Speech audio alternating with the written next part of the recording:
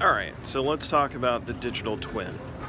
So if you've done any research on this topic, and it's a very hot topic, so a lot of people in the industry are talking about it, I think what you'll find is a lot of different definitions floating out there for the digital twin.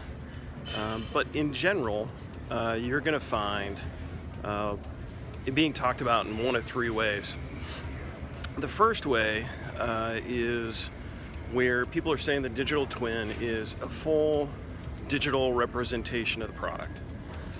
So that means not only, definitions for the mechanical components, the electrical components like schematics and layouts, but also embedded software, UML models and code and stuff like that.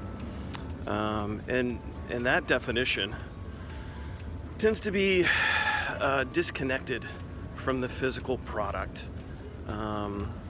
There's no connection of sensor data or driving anything in that way. So that's one definition. A second definition is where people are collecting sensor data from physical products, and they're storing that someplace, either in the cloud or maybe on premise in servers and things like that.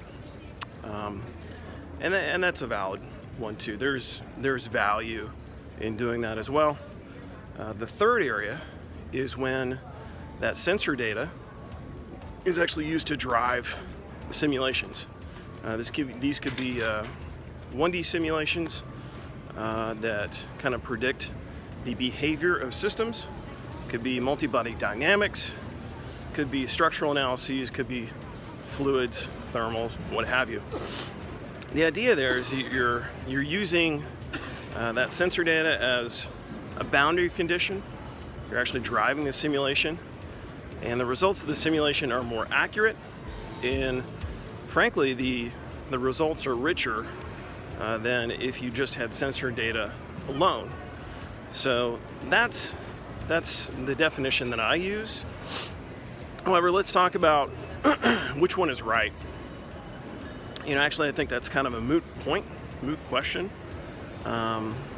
There's value in all these different conversations about the digital twin. And I think the key is educating yourself on those definitions so you can participate in the discussions and maybe apply them as applicable to your company. So those are the three definitions, and they're each valid.